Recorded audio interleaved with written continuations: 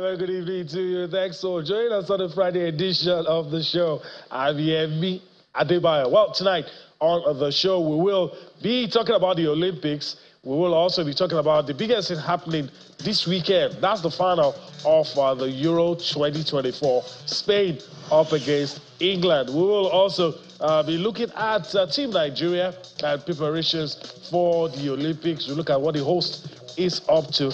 We will also talk about one of Nigeria's greatest athletes, a legend. We'll be talking about what he's up to in recent times, all right? So that's the outlook of the show for tonight. It's a two-man show. My colleague, Austin Okodapan, right there in London, is suited and ready as we take you on a trip across the body spinning world of sports. Still an action-packed world of sports. Sporty greetings to you wherever you are in the world watching us. It's good to be on the show in London. I'm Austin Okodapan. So much is going down in our world of sports, but in the United Kingdom, it's all about the Euros and the final day on Sunday. England will take on Spain. Yemi, I have never seen a final that is being anticipated as this one. England is taking the entire country into the pitch for that final match. The big stores are closing on time, so their staff can go home to support England to bring the trophy home. What a story. We cannot wait to see what football we produce on Sunday, I mean. All right, we cannot wait. All right, talking about that, Carlos Alcaraz got booed today by the English fans. And you can understand, he's Spanish and he's saying Sunday will be a good day for Spain. And the fans didn't want to hear that. All right, let's quickly introduce our guest in the Lagos studio. Okoyemi Akinode joins us now. Okoyemi, greetings to you. What a day to talk sports. Amazing time, big weekend, no doubt about that. I mean, the entire world is focusing on the Euros. Forgetting also that the early hours of Monday, there's going to be the Copa America final between current FIFA World Champion Argentina and the biggest team for me so far in this Copa, which is Colombia. But let me also share the optimism of Austin Okun Akpan joining us from London. It's an amazing time, and it's a true test to the quality of Gareth Southgate, which a lot of people have argued to be probably the best English manager since they last won their major trophy in 1966. He's taking them to the semi-final of the World Cup. They lost the third-place match to Belgium. He's taking them to back-to-back European Championship finals. They lost the last one on penalties to Italy. Now they're back again. They're playing against a Spanish team that have not qualified for the final since 2012. So, I mean, it's a big weekend. And I don't know how the boys will handle the double heartbreak if they don't get to win it this time around. We all knew what happened after the penalty miss for Bukayo Saka and Rashford and Sancho the last time out. But this time around, they're playing against a Spanish team that had remained unbeaten so far this tournament. In fact, they had to draw a single game. I mean, you saw the way they discarded Georgia. You saw the way they, knocked out the host nation, Germany. It's a weekend that everybody is looking forward to. All right. And I'm also excited about that. All right. Let's quickly give to you the match details and the stats. And again, let's also let you know that we're going to have a robust conversation. We have somebody lined up for you who will be also weighing in with his thoughts. But first, let me just quickly go across, give you the match details and the vital stats. All right. Final game, Spain up against England. The date is Sunday, July 14th, 2024. The venue is the Berlin Olympic Stadium. And the time, of course, is 8 p.m. You already know, no third place in any European competition. So a lot of people might be asking about that. It's only going to be the final. All right, let's quickly take a look at the head-to-head between these two teams. All right, international friendlies, head-to-head. England and Spain played a 2-2 draw in 2016. Spain defeated England 2-0 in 2015. England had a 1-0 victory over Spain in 2011. Spain beat England in 2009 at the height of their powers. England also lost to Spain in 2007. These are for international friendlies, all right? Again, in 2004, Spain beat them. England beat Spain in 2001. These are for international friendlies, all right? So those are the games they've played together. Let's look at competitive matches that count for something. So in the UEFA Nations League, England beat Spain in 2018, and of course, also in the UEFA Nations League, of course, Spain beat England 2-1. So these are some of the results. We could go a lot way back if we want to begin to look at all of this. So interesting times ahead. All right, let me just quickly yield to Austin as we continue with this conversation. You've painted a picture of what it looks like there. One can only imagine what the fans are going through and how their expectations are like. You know, I mean, is this sort of final game that, you know, your body just starts shaking, you know, and then you start running temperature, and then you want to ask questions, but you don't know the answers, and then you just want it to come and go. That's what I'm feeling with this final, you know, because everywhere you go, that's what it is. The major newspapers, publications, newsletters, everything is talking about this final game between England and Spain, and the level of optimism that they have that this is the time. And I'll tell you why. It's because they did not even believe that they would make it to the finals. And right from when they played Slovakia and showed character, and then the team kept, you know, that momentum going, and they fumbled, they wobbled, and now they are here in the final. So they just believe that this time around, it's coming home. Let's bring in somebody who will break it down for us properly. Juan Jagwe is the football pundit at Flash Score. He's writing in the United Kingdom, but he's at Liverpool. He joins us now on the show. Juan, good to have you on Sports Tonight. Hi guys, good evening. Thank you very much for inviting me to this program. And yeah, so good to have this weekend ahead here in England, Spain, England. Two teams trying to fight for the title in Germany. Amazing game and very exciting feelings from both sides. So yeah, really happy to be here to discuss all these things with you. Good to have you on the show. So let me just put some perspective to it so our viewers can understand.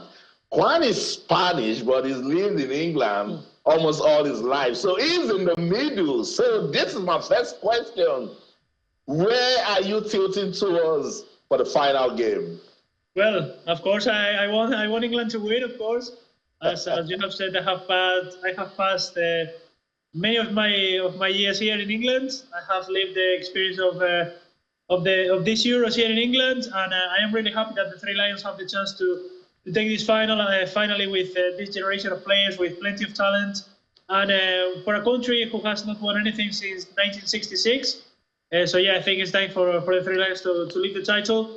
But of course, it's going to be a massive game in the Olympia Stadium in Berlin, definitely.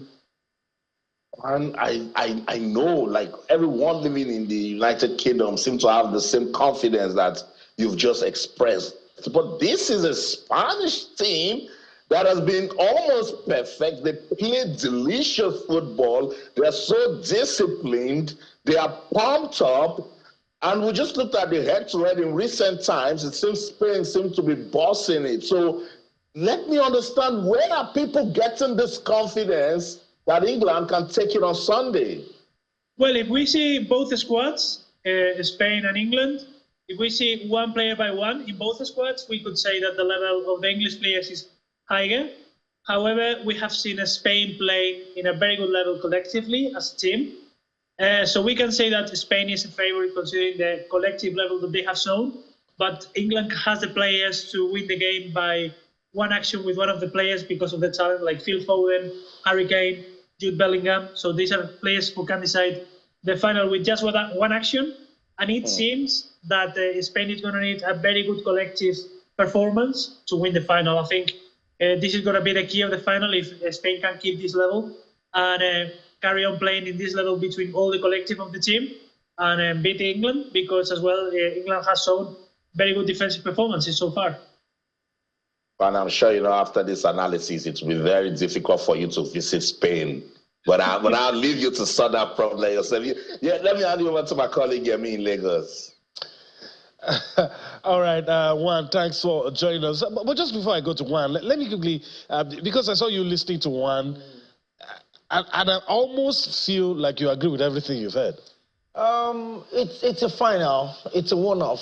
It's a game that will be decided by a lot of things. A moment of brilliance, the tactical masterpiece of either of the managers, also the game. Juan mentioned key players that could change game, the experience of Jude Bellingham, Phil Foden, Premier League Player of the Season, the expertise of Harry Kane, a bit the pressure that comes with Harry Kane. This is going to be his first major trophy, either at club or national team. There's also Bukayo Saka, a player that, you know, he's had his on and off in this tournament. You look at the Spanish team, for instance, there's got a certain Lamine Yamal that have broken virtually every record available in these Euros. The youngest player to score, the youngest player to make an assist, the youngest players to do this, to do that. There's also Nico Williams that has also shown that I can get this done. There's Dani Olmo, 3 goals already in this European Championship. There's the experience of Dani Cavaya. There's Unai Simon in goal. So they've got individual players that can change the score of the game within a minute. Now, that's where the manager's brilliance comes in.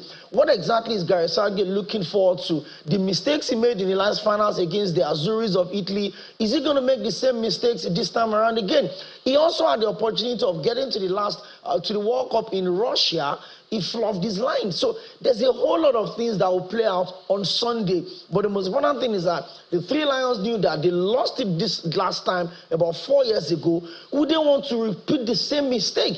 A lot of the players, especially Arsenal players, the likes of Declan Rice, they felt like, oh, it was a heartbreak. They couldn't win the league last season. They should also get this one over. So it's a game that I think is evenly poised. But of course, you will have to want to take a stand. And it could go either ways, Yemi. It could go either ways. Right. I'm sure even Austin would not have the mind to fully call this match if he has to do just that. All right. So let me go to Juan now and ask, based on what I've listened to, weighing everything, who do you think has more of the pressure in terms of the manager, De La Fuente or Southgate? Who do you think the pressure will be more? Some will say maybe because England has not won anything since 1966, maybe that Spain in recent times have won this tournament. But in your own view, being a person that is connected to the two sides, who do you think will carry more of the pressure among the two managers? Well, related to pressure, I would say England maybe has a little bit more, considering they lost already a final 3 years ago against Italy. However, we see two national teams that we would consider England at the start of the tournament one of the favorites. However, they didn't play really well in the group stage until the semi-final. They didn't play a very good game collectively until the semi-final the other day against the Netherlands. So I think Spain has seen themselves as a favorite, beating rivals like Germany in quarterfinals, and the other day in the semi-finals against France, historic rivals for them. So I think it's 50-50 because both of them, they have done the merits, and they see the opportunity as a unique, because they are facing a team like Germany, who were the hosts, like France, who had a player like Kylian Mbappe and a history of a national team who played 2 World Cup finals. So I think they have it's a 50-50 final. As I have said, Spain has a better collective level game, but England has the players to finish this final with one single action, with Harry Kane, with Foden, with Bellingham. And most of these players, they already lost the final against Italy, so they have that experience, and they're going to be very focused, very determined to get these results and bring this title home.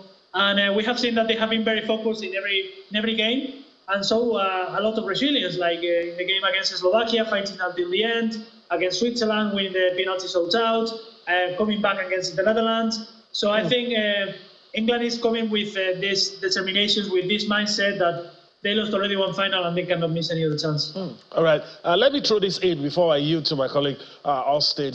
We've seen Southgate make changes, not just substitutions now.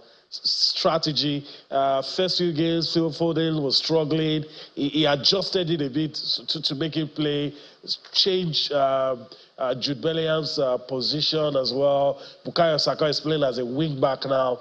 Do you see him changing again for the final, or you think he's going to stick with what has worked in the last 2 matches? Well, the perspective here in England, it says that there was a lot of criticism with Southgate, especially with the squad he brought to Germany, because, for example, we don't have a second fullback apart of Luke Shaw, who hasn't played a lot in these Euros, and there was a lot of criticism as well because he brought 3 strikers. Apart of Harry Kane, it was as well Ollie Watkins, who was decisive against the Netherlands in the semi-finals. I brought as well Ivan Toney, who was a key player against Slovakia in the 1/60 round. So with the time in the Euros, Southgate has won more confidence from the fans, and it seems like he knows what he's doing.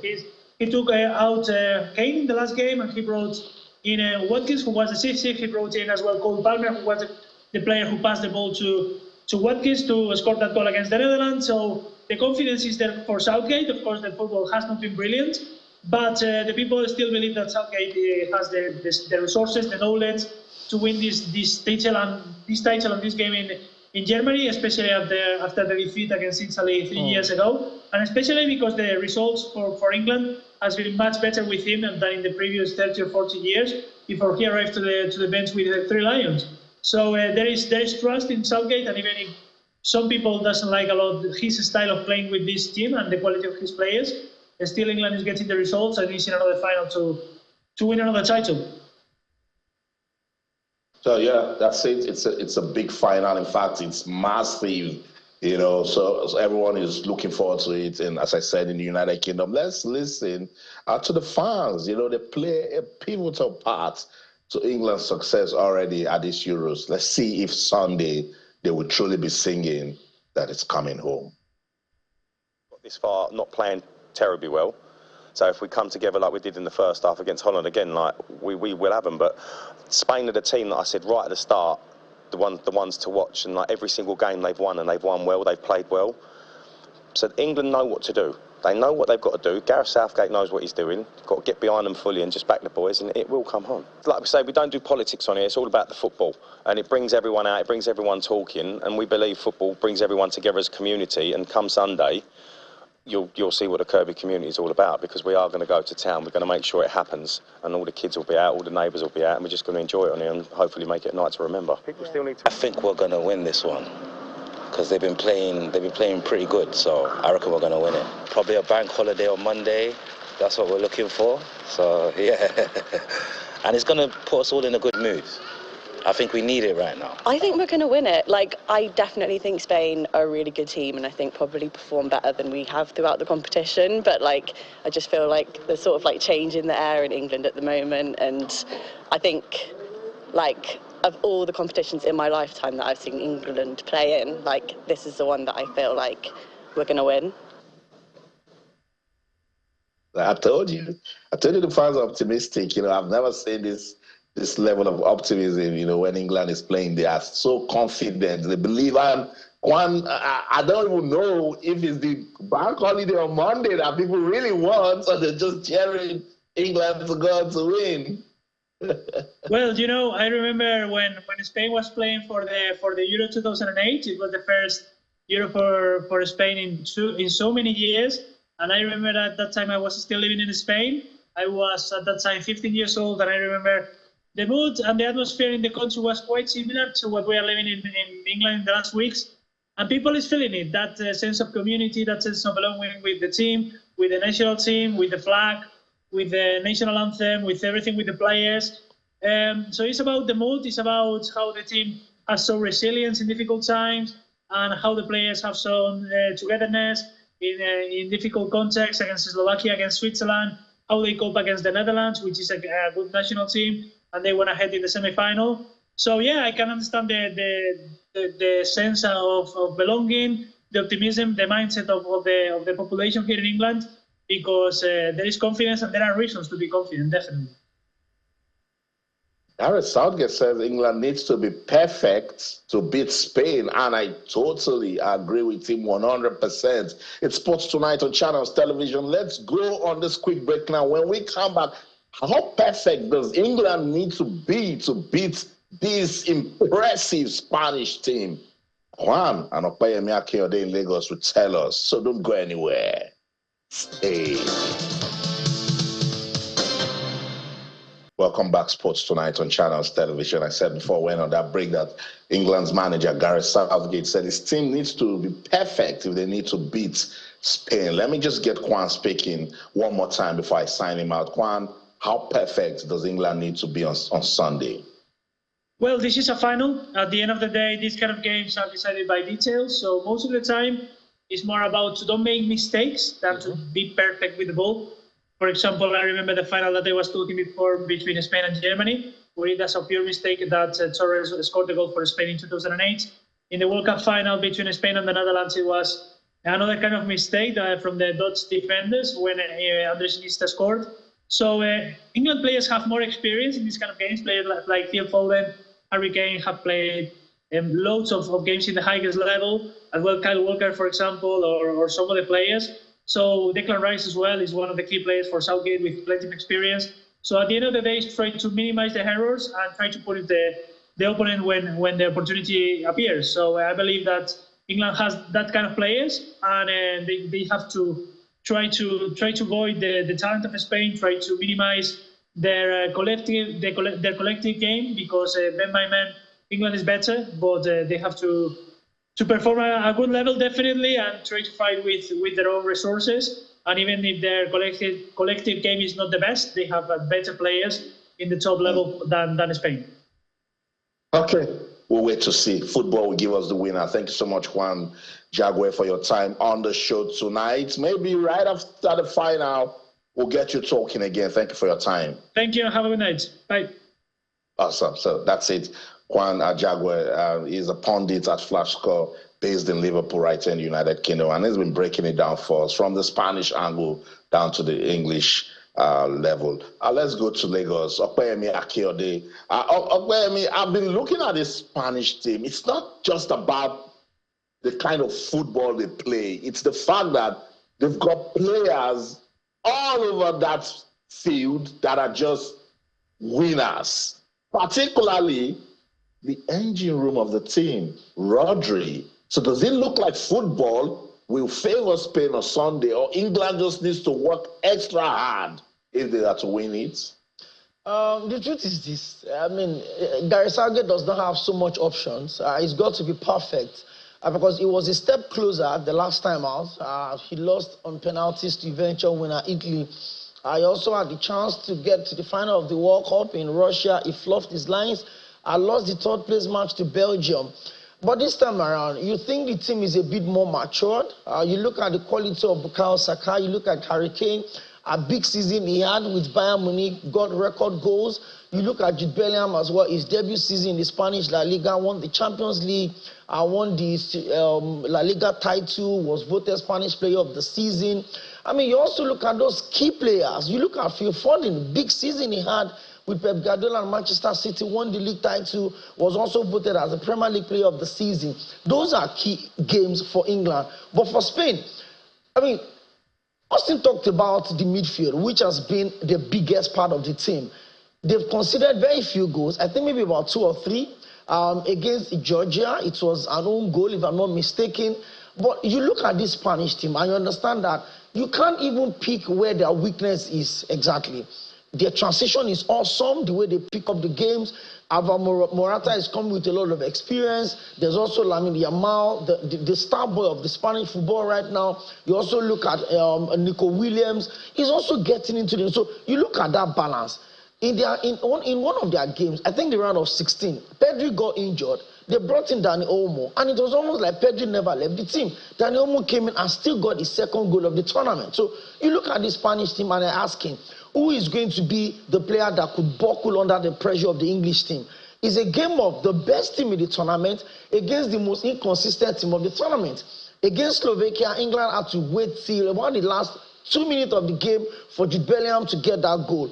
Against Netherlands, they also had to dig deep. They had to wait for about 81st minute for them to get the winning goal, courtesy of that Oli Watkins goal from Cole Palmer, assist. But one thing you need to give to Gareth Southgate in this tournament is that he's been getting his substitutions really right. In the game against Slovakia, he brought in Ivan Toney 2 minutes to the end of the extra time, or to the additional time, and Ivan Toney got the assist for the second goal by Harry Kane. Immediately they came back for extra time. Look at Cole Palmer and Oli Watkins combination. It looks like, Gareth Southgate is a bit under more pressure. There are a lot of young players within the Spanish team that could still go on and do great stuff. But if Gareth Southgate loses the third place match in a World Cup final, loses another final after losing one about 3 or 4 years ago, what would people say about him? But again, he's also coming in on the back of the FA and giving him that confidence that, hey, don't worry, irrespective of what happened on Sunday, your job is secured. You're going to take us to the next World Cup in the United States of America. So that confidence allows the Three Lions to push further. And again, I'm saying it's a 50-50 game. Difficult to call, a bit unpredictable, but of course there has to be a winner on Sunday. Yeah, very difficult to call. We'll see what happens in that one. We'll be talking a lot about the Three Lions. Let's flip it a little and look at things from the Spanish angle. We talked about this young man, Dani Olmo. Let's listen to him. What is he saying? He's been sharing his thoughts ahead of the final. As two teams reach the final, at the end is always like this in a tournament. The one who wins the most are in the final, and this is the same in this tournament this year. So at the end, I think the best two teams will face again, and in the final. So again, we will try to keep the focus on our things, ourselves, the things that brought us where we are now, and just keep our work up and try to do our best always. A lot. Of course, it will be a dream to score a hat-trick on the final and win it, of course. But I repeat, the goal is just to win. Of course, I will be happy if I could help the team with a goal, but the main objective is to win the trophy. Well, we're gonna celebrate with a cake probably, and with a sing, and then of course, Lamine is an amazing player. What he has shown already with 16 years, I think not many players in history did. But again, what is the most important is his mentality, his way of thinking. He's calm. He's a good guy. He's a good teammate as well. He's working for the team, bringing the individual quality to the team, which is the most important thing. And at the end, everything what's coming, it will be good for him and for us, of course. All right, Dani Olmo sharing his thoughts on the final. I guess that's the much we could take on Euro 2024. We have a lot of ground to cover. So let's just dive straight into the other things. Let's talk about the Olympics and continue with the countdown that we have started. I'll just go across just to let you know. But if you've been following us, you already know the number of days left to the biggest sporting event on the planet, which is the Olympics. But just in case you missed it by any chance, let me just go across now, and I'm very sure it's going to come up on the screen. It is 14 days to the Olympics, 14 days to the biggest sporting event. That's the Olympics. Very sure, like I said, it will come up on your screen. Okoyemi, I'm going to ask you the question I'm always asking everybody. This time, I'm not going to ask you if you're feeling the vibes. I mean, you have to be feeling, but 2 weeks. 2 weeks to go. From the Nigerian angle, how do you feel, or let me say, what is your expectation level as we go into Paris? Big, very big. You look at this performance of the Super Falcons. Unfortunately, they've got a very strong group. They've got a group that has Brazil, that has Spain, that has Japan. They played their first game against Brazil on the 28th of July, if I'm not mistaken. But you also look at the Tigress, the female basketball team for Nigeria. They also look at how. But I think for me, the fact that we've got a strong contingent of about 82 athletes going. I mean, you look at our performance in the 4x100 meters, 4x400 meters, mixed double. You think that athletics, or maybe say track and field generally, could be a very strong point for Nigeria. And I'm just positive. The fact that we don't have all of the drama around, waiting for 11th hour to rush, the Super Falcons are training presently. I feel we're a bit ready. Maybe as against what we used to do, where you have to keep running around, literally carrying plates to beg for money to sponsor the athlete. But this time around, there's a proper send forth. The jerseys the track were unveiled properly. The president has sent a goodwill message to them as well, handed them over to the Nigeria Olympic Committee to usher them into Paris. I kind of feel a bit ready. A lot of people have been invoking Atlanta 96. Will you do that as well? No, I'm not doing that. Let's just let the likes of Toby Amuso and the rest, let's just, understand what it means. Toby has been in a phenomenal form. And I like the fact that, the IAAF had cleared out of all of the old drama around the doping, missing our time and all of that. She's going really good. One of the hopes that we're flying, to Paris with. So I'm not doing the old Atlanta 96, whatever it's, but let's just have a good time. Let's enjoy the games, and let's hope that Team Nigeria will bring us gold and silver and bronze medals. All right. Talking about the Olympics and the preparations, let's quickly listen to World Athletics President Seb Coe is being sharing his thoughts on the state of readiness, how France will deal with security issues, keeping people safe and making them comfortable, and the fact that they're the only ones that have added a prize money to it all.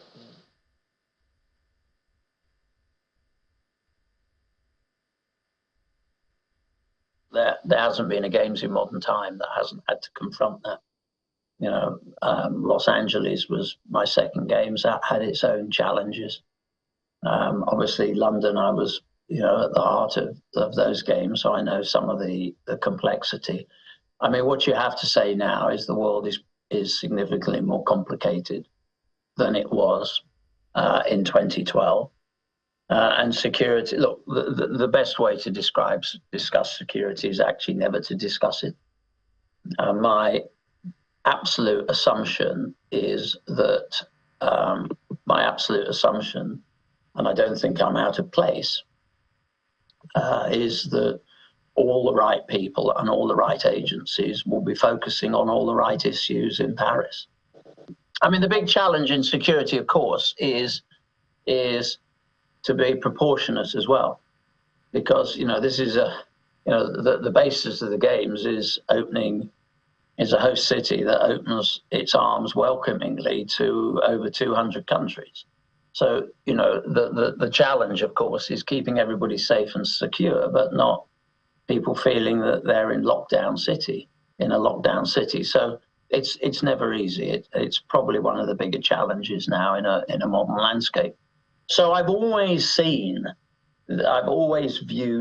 the need to get member federations and athletes to understand that as the sport grows, they have to be the beneficiaries of the proceeds of that growth.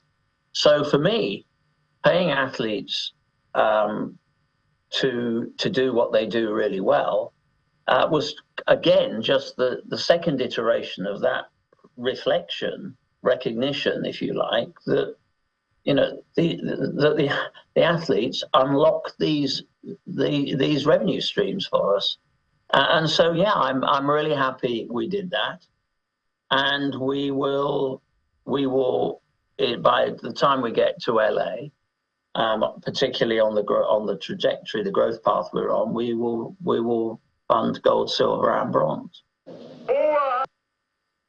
All right, World Athletics President Sebastian Coe speaking there. All right, before I yield to Austin, there's a very interesting angle to look at all of these things. A Nigerian gold medalist is in the news. But first, let's look at Team Nigeria athletes that will be representing us in canoeing, and of course boxing. Let's get that out of the way. I'll pass the baton to Austin immediately after that. Dolapo Omole in the men's featherweight. We're talking boxing now. Olaito Olaore in the men's heavyweight. Cynthia Ogushebilore in the women's lightweight. These are the boxers that will be representing Nigeria. And of course, Kedoe Ayomide Bello, and of course, Beauty Ochudeo will be representing Nigeria at the Olympics. All right, Austin, in the news, Nigerian gold medalist is retired now. Elefiok Odobong has been recruited by Saudi Arabia, and he's going to get a new role, of course, to help them develop sports right there in the oil-rich country. It's a good one for Ethiopia. I saw the story. Saudi Arabia first they took Mike Emenalo. Now they're taking Ethiopia Kudobong. And it's simple. It just goes to show that we've got Nigerians who are resourceful, who are skillful, who are respected worldwide. And if we don't want to use them, then that's our problem. If you check the Super Eagles vacancy now, the NFF, they're running everywhere. If you look in-house, there are talents that are respected worldwide that we can use. The Shea Olofinjano, Sonia Luko has just been appointed first team coach at Ipswich. Even Mike Emenalo, who says we can approach him, see what he can do, for the country. So I like this NFF. So now Saudi Arabia, they say, come on, help us discover talent. Come on, help us develop our athletics, and why some people will be saying it's personal gain for NFF, I still believe there are things they can learn from Saudi Arabia that I can use back home, if he ever decides to come back to do something for the motherland. I know he's a grassroots man. He's been involved with school athletics. He's been involved with the Lagos State Athletics Association. I respect him a lot.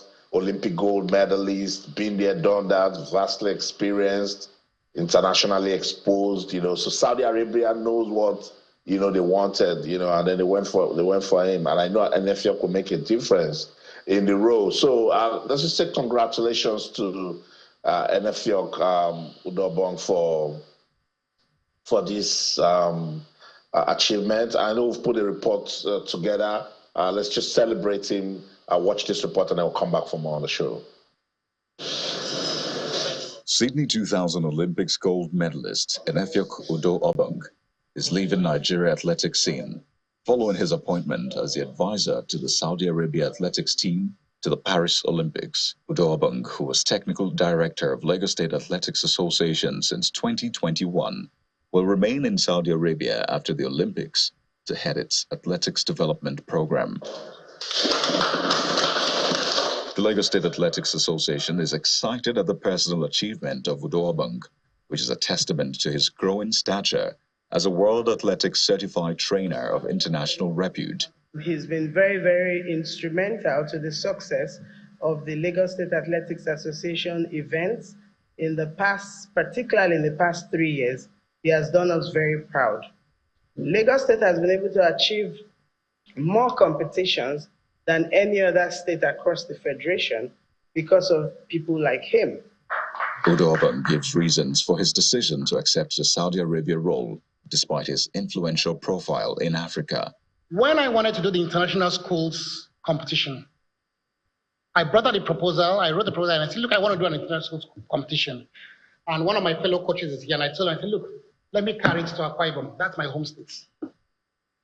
The commissioner didn't even look at me. He didn't even give me audience. I took the director, he didn't know the character. I spent a week in Akwa Ibom trying to get that done. He didn't answer me. I came to Lagos. I had not even finished talking. I had not hung up from Dr. Lau before he says, come and meet me in my office. And he accepted.